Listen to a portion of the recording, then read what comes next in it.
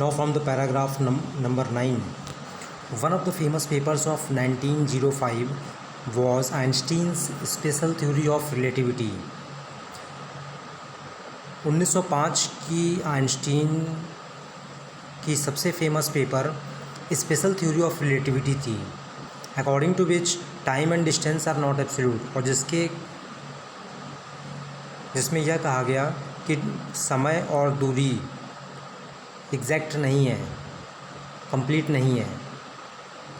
Indeed to perfectly accurate clocks will not continue to show the same time if they come together again after a journey if one of them has been moving very fast relative to the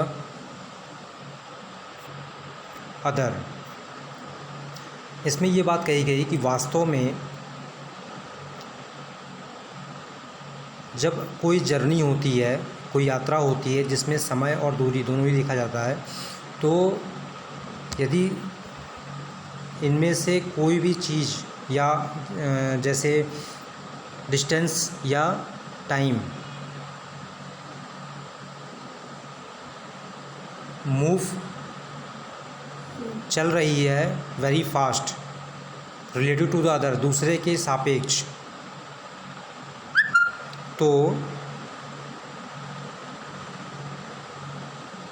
ये accurate perfectly clocks उसी क्रम में सही time नहीं दिखाएगा. समझ गए? Indeed to perfectly accurate clocks will not continue to show the same time if they come together again after a journey if one of them has been moving very fast relative to the other. तो ये इसमें ये कह रहा है कि वास्तव में दो परफेक्ट एकदम सही एक्यूरेट क्लॉक्स ये नहीं दिखाता है सेम टाइम का यदि दे कम टुगेदर अगेन, यदि वे दोबारा एक साथ आए हों आफ्टर अ जर्नी के बाद, यदि उनमें से कोई एक पहले की अपेक्षा ज़्यादा फास्ट मूव कर रहा हो. From this followed the world's most famous formula which describes the relationship between mass and energy. और इन्हीं तथ्यों से विश्व की सबसे फेमस, सबसे पॉपुलर फार्मूला का इजाद हुआ जो डिस्क्राइब करता है, जो व्याख्या देता है मास और एनर्जी के रिलेशनशिप के बारे में. And Einstein has given a new formula E is equal to mc square.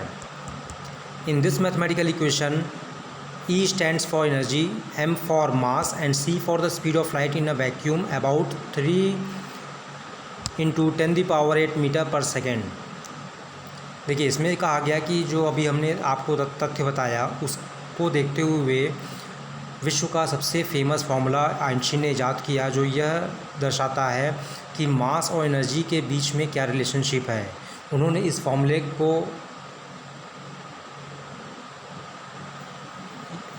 लिखते हुए यह बताया कि इसका E is equal to M C square होता है. यहाँ पे E एनर्जी से मतलब है, M कोई भी चीज़ कितना कंटेन करता है उसको मास कहते हैं, उसको रिप्रेजेंट हम M से करते हैं, और C यहाँ पे स्पीड ऑफ लाइट के बारे में बता रहा है इन अ वैक्यूम जहाँ पे कोई हवा नहीं है, और ये बताता है कि C की वैल्यू जो है वो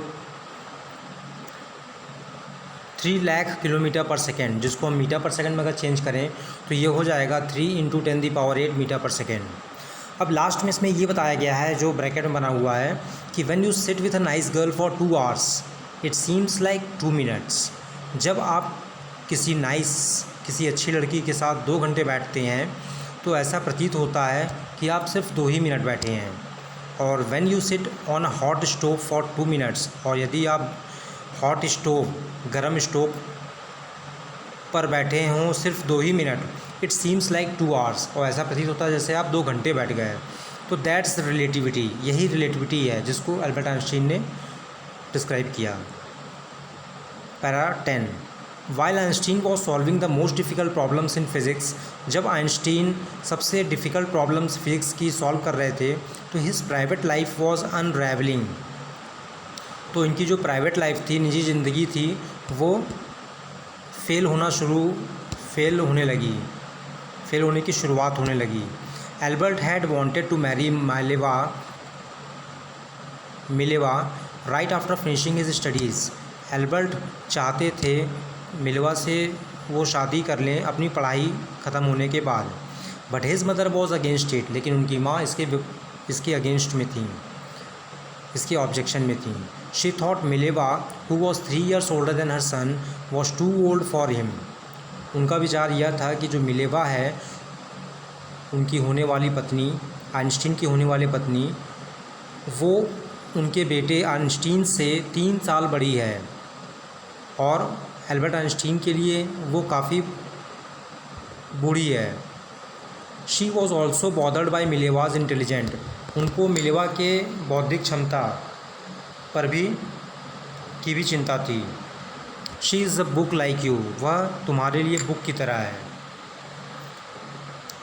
हिज मदर सेड, उसकी माँ ने कहा। Einstein put the wedding of, Einstein ने शादी को टाल दिया। The pair finally married in January 1903 and had 2 sons, और ये दोनों युगल ने लास्ट में शादी की जनवरी 1903 में, उनसे 2 बच्चे हुए। But a few years later, लेकिन कुछ सालों बाद, द मैरिज फॉल्टर्ड, लेकिन कुछ साल बाद शादी अस्थिर हो गई। Mileva meanwhile was losing her intellectual ambition and becoming an unhappy housewife. Mileva इन दौरान अपना बौद्धिक महत्वाकांक्षा लूज़ कर गई थी और एक नाखुश गृहिणी हो गई। After years of constant fighting, काफ़ी साल तक लगातार लड़ाई करने के बाद द कपल फाइनली डाइवोर्स इन 1919। दोनों युगल ने फाइनली तलाक दे दिया 1919 में। Einstein married his cousin Elsa the same year, और उसी साल आइंस्टीन ने अपने कज़न से शादी कर लिया।